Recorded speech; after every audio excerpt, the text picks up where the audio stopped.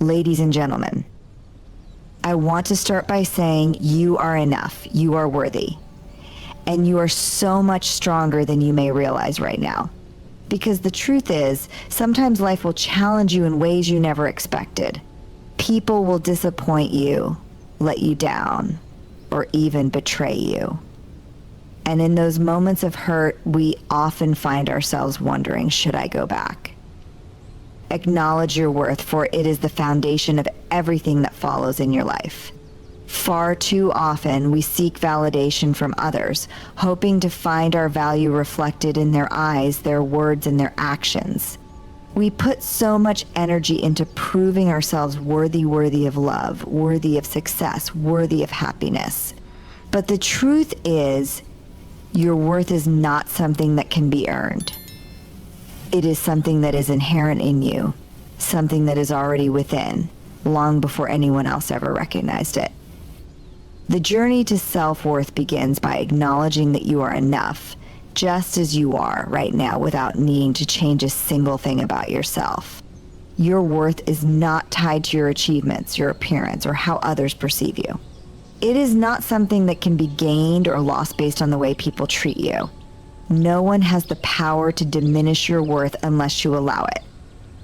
Think about all the things you've overcome in your life, the challenges, the setbacks, the heartbreaks. You've made it through each one, and that's a testament to your resilience. Acknowledge that.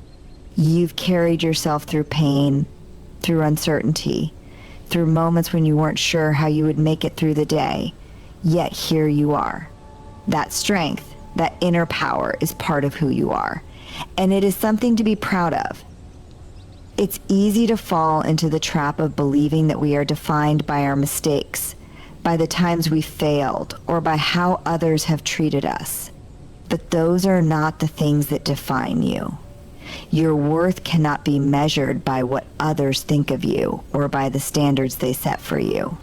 Your worth is inherent in your existence. Just by being you, you are worthy of love, respect, and kindness. We often spend so much time trying to prove ourselves to others that we forget to show up for ourselves. We forget to give ourselves the same love, compassion, and understanding that we so freely give to others. It's time to stop seeking validation outside of ourselves and instead recognize that we are enough right here, right now. When you acknowledge your worth, it shifts your entire perspective. You begin to make choices that reflect your value, whether it's in the relationships you choose to nurture, the career you decide to pursue, or the way you take care of your mind, body, and spirit.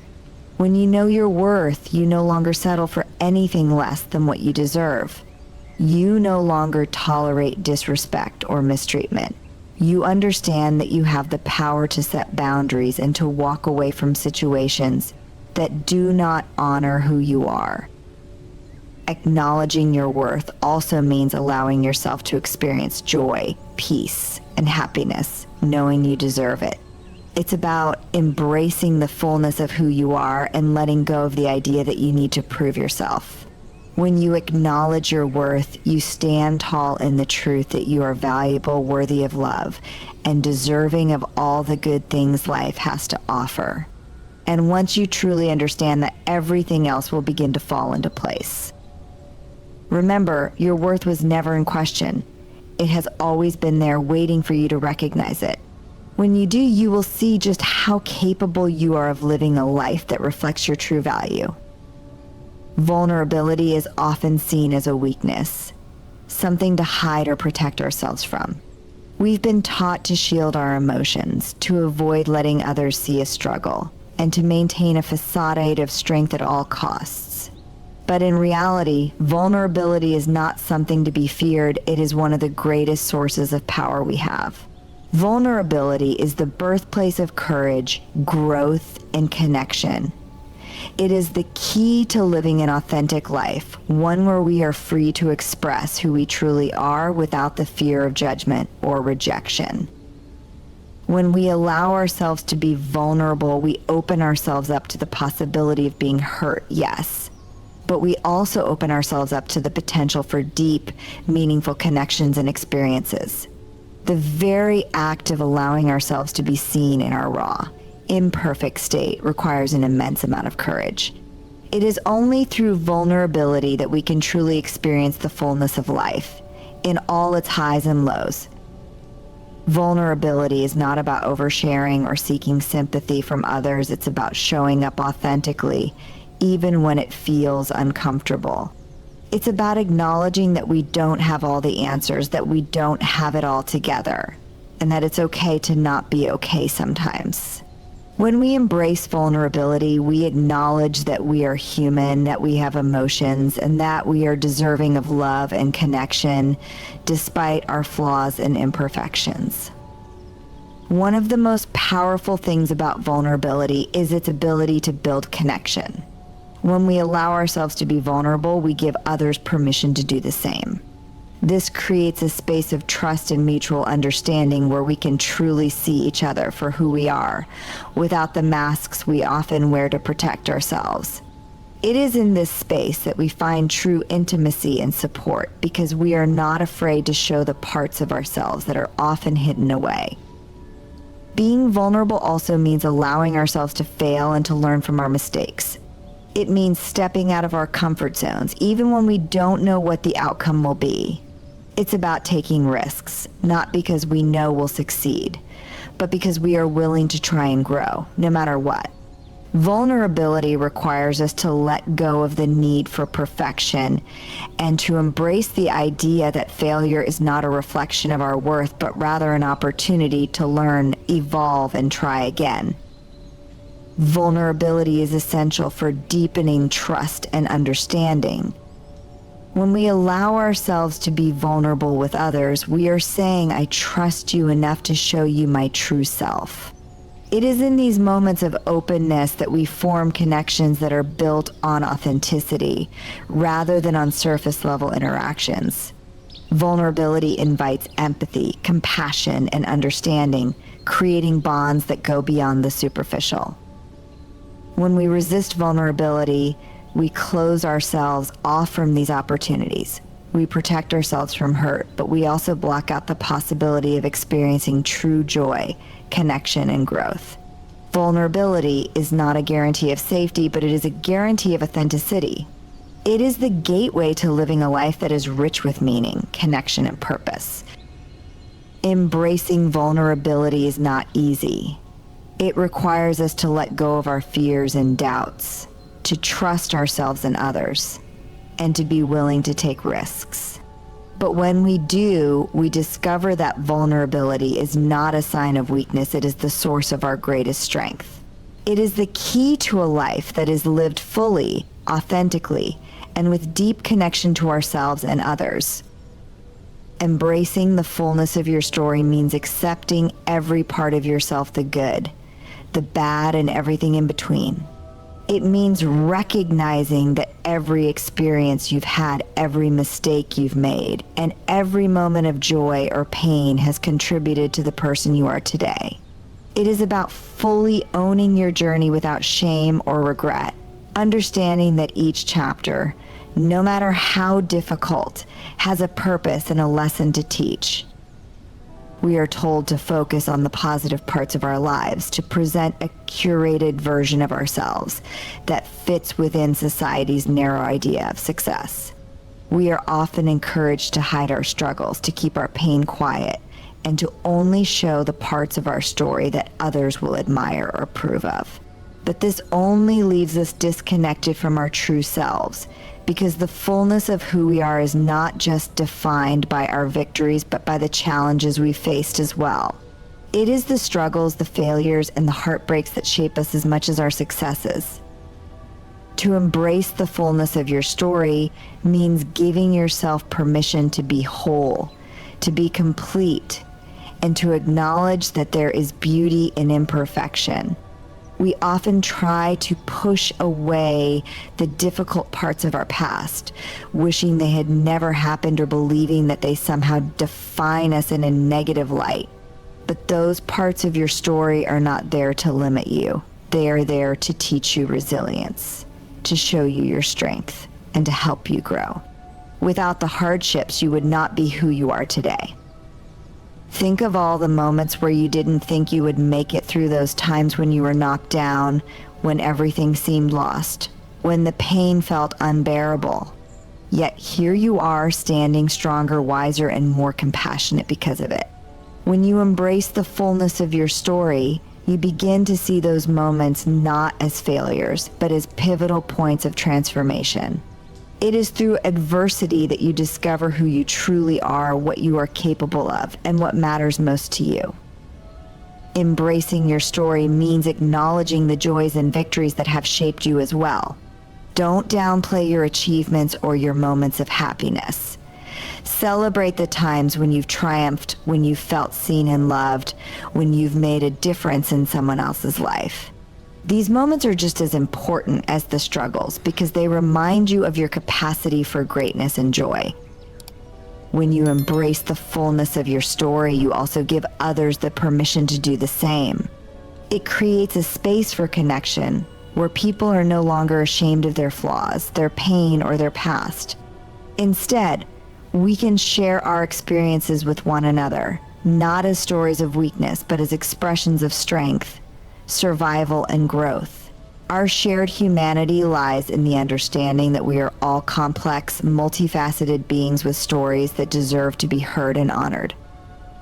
Embracing your story is not about staying stuck in the past or letting your history define you in a negative way. It's about recognizing that your past has shaped you into who you are today and using that understanding to move forward with confidence and clarity. It's about letting go of shame and regret and accepting that your journey, with all its ups and downs, is uniquely yours and it is enough. You are enough. When you fully embrace the fullness of your story, you stop apologizing for your past and start celebrating your journey. You stop hiding the parts of yourself that make you human and begin to live in alignment with your truest self. And that is where true healing and growth begin. Letting go of the fantasy is one of the most liberating yet challenging things we can do for ourselves. It's easy to get caught in the idea of what could have been, especially when it comes to relationships or situations that have caused us pain. We often hold on to a version of reality that we wish were true, the perfect image we've created in our minds of how things were or how we want them to be. But this fantasy, though comforting in the moment, can prevent us from seeing things as they truly are and from moving forward in a healthy and authentic way. The fantasy is alluring because it offers hope. It offers a version of the past where everything worked out, where people didn't disappoint us, where relationships were free of pain and misunderstanding. It is easier to hold on to this version of events because it allows us to believe in a fairy tale ending. It offers a dream that one day things might return to that idealized place. But in doing so, we trap ourselves in a cycle of denial, holding on to something that no longer exists and may never come back. To let go of the fantasy is to stop romanticizing the past and to begin facing the reality of what actually happened. It means acknowledging that people, situations, and relationships may not have been what we wanted them to be, but they were what they were. The more we try to live in the fantasy of what if, the more we rob ourselves of the opportunity to heal and grow. We cling to a version of the past that keeps us stuck, unable to move forward, and in doing so, we delay our ability to embrace the present moment and create a future that is grounded in reality, not in wishful thinking.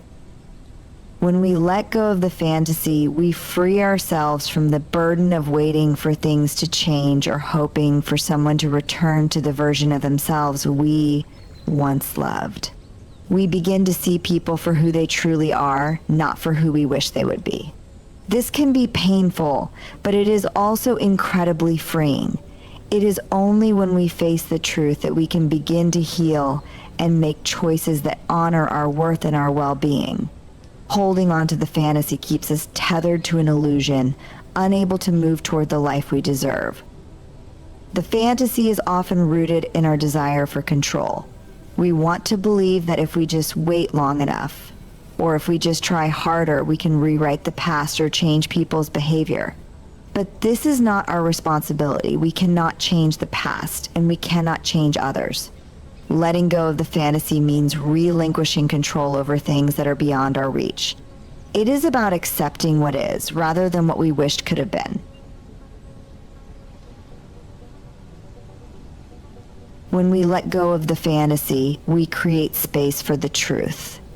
We allow ourselves to acknowledge the pain of the present moment and the reality of our situation. We stop denying the truth about a person or a situation, and in doing so, we stop giving power to the past. Instead, we choose to reclaim our power and our agency. We choose to create a future based on the truth of who we are and what we deserve, not on the illusion of what could have been. Letting go of the fantasy doesn't mean forgetting or disregarding the past. It doesn't mean dismissing the good moments or pretending the hurt didn't happen. It means accepting those moments for what they were and choosing to move forward without being anchored to an idealized version of reality. It means releasing the emotional grip that the fantasy has on us so that we can make space for new possibilities, new growth, and new opportunities. When we let go of the fantasy, we make room for a future that is grounded in truth, clarity, and authenticity. Trusting yourself again can be one of the hardest things to do, especially after you've been hurt, disappointed, or betrayed. When life knocks you down and people fail you, it's easy to veil your own judgment in your own ability to mourn gently. Self-doubt creeps in, and you begin to question whether you can trust your instincts, your choices, or your heart. But the truth is, regaining trust in yourself is not only possible, it is essential for healing, growth, and moving forward in a healthy, empowered way. The first step in trusting yourself again is acknowledging the pain and disappointment you've experienced without letting it define you. Life has a way of challenging our sense of self, especially when we face betrayal or letdowns from people we care about. But just because someone else has broken your trust or you've made mistakes in the past doesn't mean you are incapable of making wise choices now. It's important to separate the pain of past experiences from the reality of who you are today. You are not your past mistakes, nor are you the sum of others' actions. You are a person who has learned, grown, and evolved. Your past does not dictate your future. Rebuilding trust in yourself begins with compassion. It's easy to be hard on yourself when things don't go as planned or when you feel like you've let yourself down. But it's important to treat yourself with the same kindness, patience, and understanding you would offer to a loved one going through a difficult time. You've experienced hurt, but that doesn't mean you're broken. You are a person who has faced challenges and yet continues to move forward. Embrace the fact that you are human, and that part of being human is making mistakes, learning from them, and growing stronger. One of the most powerful steps in regaining trust in yourself is learning to listen to your inner voice again. So often we silence our instincts in favor of pleasing others or seeking external validation. But your intuition, your gut feelings, and your inner wisdom are always there guiding you. The more you ignore them, the harder it becomes to hear them clearly. Rebuilding self-trust requires you to reconnect with your own voice and honor it, even when it feels uncomfortable or unfamiliar. Start by making small decisions on your own, ones that allow you to practice trusting your instincts again, whether it's choosing what to eat, what direction to take in a conversation, or what boundaries to set in a relationship. The more you practice listening to and following your inner wisdom, the more confidence you will gain in your ability to trust yourself. Another key to trusting yourself again is forgiving yourself for past mistakes. We all make decisions that we later regret, but those decisions do not define our character. The mistakes you've made are not a reflection of your worth. They are opportunities for growth, lessons that can teach you what you need to know in order to make better choices in the future. Forgiveness is not about excusing what happened or pretending it didn't hurt. It's about releasing the grip that shame or guilt has on you. so you can move forward with a sense of freedom. When you forgive yourself, you allow yourself to heal, and you open the door to rebuilding your self-trust. Regaining trust in yourself requires patience. It's not an overnight process, and it doesn't happen in a straight line. There will be days when you feel strong and confident in your choices, and others when self-doubt creeps back in. But each step you take toward trusting yourself again is a step toward healing and reclaiming your power. It's about progress, not perfection. And with each decision you make, no matter how small, you build a stronger foundation of trust in your ability to navigate life and make choices that align with your values and your true self. Trusting yourself again is an act of self-love. It's a declaration that you believe in your own ability to create the life you want, even after experiencing hardship. It's a promise that you will honor yourself, your instincts, and your heart, no matter what challenges come your way. Trusting yourself again is a journey, but it is one that leads to greater strength, resilience, and a deeper connection with the person you are meant to be. The courage to walk away is one of the most profound acts of self-respect and self-love you can ever experience. It takes immense strength to recognize when something no longer serves you, whether it's a relationship, a job, a situation, or a pattern in your life. We are often conditioned to hold on, whether due to fear of the unknown, the idea of failure, or the hope that things will eventually change. Yet the hardest but most transformative decision you can make is to walk away from what no longer nurtures your growth or happiness. It is not a sign of weakness, but of self-awareness and wisdom. Walking away begins with understanding that you are worthy of peace, joy, and respect. It's about recognizing that you deserve to be in spaces and relationships that empower you, not drain you. Often, we stay in situations or hold on to people because we are afraid of being alone, of disappointing others, or of being perceived as giving up. But in reality, staying in places or with people who are not aligned with your values or your well-being can lead to long-term resentment, exhaustion, and self-neglect. Walking away is an act of courage because it requires you to put yourself first, to make your happiness a priority, and to trust that you can build a future without staying tied to what hurts you. The decision to walk away is not easy, and it is often accompanied by fear and uncertainty. We worry about the consequences. What will people think? How will life change? Will we regret it? These fears are natural, but they should not control your choices. It's important to ask yourself, what are you truly afraid of? Are you afraid of change, or are you afraid of continuing down a path that leads to your dissatisfaction and unhappiness? Walking away is an act of reclaiming your power. It's about recognizing that you have the right to change your mind, to seek better for yourself, and to stop investing energy in things or people who don't honor you. Walking away means giving up the idea of what something should be. We often hold on to relationships, careers, or dreams because we have a vision of how they are supposed to look. But when the reality doesn't match the vision, it's crucial to acknowledge that it's okay to change course. Letting go of the fantasy of what could have been allows you to accept what is, and more importantly, to accept the potential for something greater that aligns more closely with who you are becoming. Walking away also involves confronting the emotional pain that often comes with change. There is grief in letting go, grief for what you hoped would work out, for what you thought you could build, and for the time or energy you may have invested. It's important to give yourself space to grieve, to mourn the loss of what wasn't meant to be. But don't let that grief hold you back. Embrace it, process it, and then let it go. In doing so, you create space for new opportunities, relationships, and experiences that will support you in ways the old ones never could. The courage to walk away is a commitment to your growth. It is a recognition that your future cannot be built on a foundation of fear, complacency, or negativity. Walking away means you are ready to step into a new chapter of your life, one where you no longer settle for less than you deserve.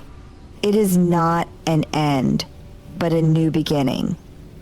It's the beginning of a life where your happiness, your well-being, and your peace of mind are the most important considerations.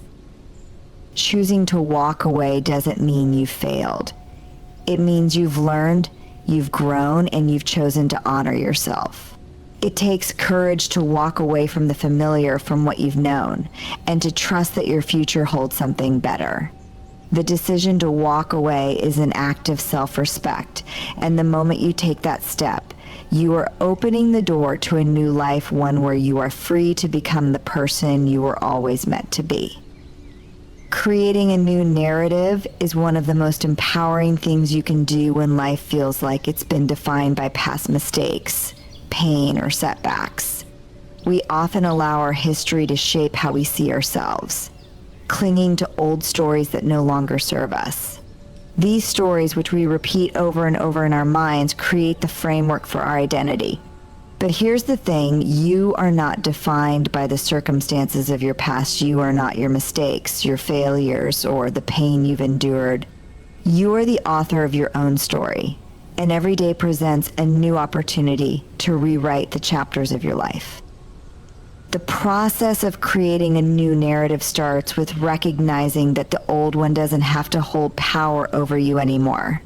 It's easy to get caught in the cycle of self-blame or regret, replaying events in your mind as though they were inevitable. But doing so only keeps you stuck in a version of your life that doesn't reflect who you are or who you want to be. You don't have to remain tethered to the past, to the mistakes you've made, or to the people who have hurt you. You have the ability to reframe your story and reclaim your personal power. Rewriting your narrative requires a shift in mindset. It's about letting go of the victim mentality, the belief that you are helpless or powerless in your life. While it's true that we can't always control what happens to us, we can always control how we respond. You have the power to choose how you move forward, how you interpret your experiences, and how you use them to fuel your personal growth. When you let go of the idea that you are a prisoner of your past, you open yourself up to the possibility of creating a future that is aligned with your values, your dreams, and your highest potential. Creating a new narrative also means accepting responsibility for your part in the story without letting it define you. This isn't about blaming yourself or others. It's about acknowledging what happened, learning from it, and choosing to act differently moving forward. The past doesn't need to dictate your future unless you allow it. You can take the lessons learned from hardships and use them as stepping stones to a better tomorrow. This new narrative is not about perfection. It's about growth, resilience, and the willingness to start fresh, no matter how many times you've stumbled. Part of creating this new narrative is changing the language you use to talk about yourself.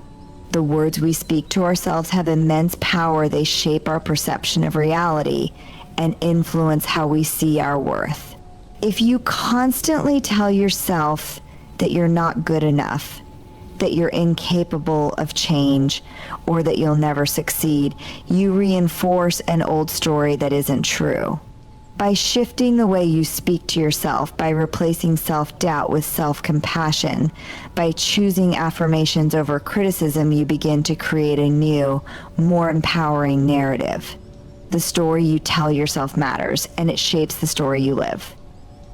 As you create this new narrative, it's important to surround yourself with people who support your growth and who reflect the kind of future you want to create. The people we spend time with influence our mindset and energy. Seek out relationships that encourage you, inspire you, and challenge you to be your best self. Let go of connections that reinforce the old, limiting version of your story, and create space for those who uplift and celebrate your journey of transformation. Most importantly, creating a new narrative means stepping into your own power. It's about trusting that you have the strength, the wisdom, and the resilience to shape your life in a way that reflects who you truly are. It's about no longer being defined by the mistakes, the pain, or the challenges of the past, but by the person you're becoming in the process. Each day is a blank page, and you have the opportunity to fill it with new words, new actions, and a new vision for the life you want to live. The story you tell yourself today does not have to be the story you live tomorrow. The past doesn't hold you hostage. You are free to create, to reinvent, and to step into the next chapter of your life with courage and hope. It's your story to tell, and you have the power to make it one of triumph, growth, and possibility. Your new narrative begins now.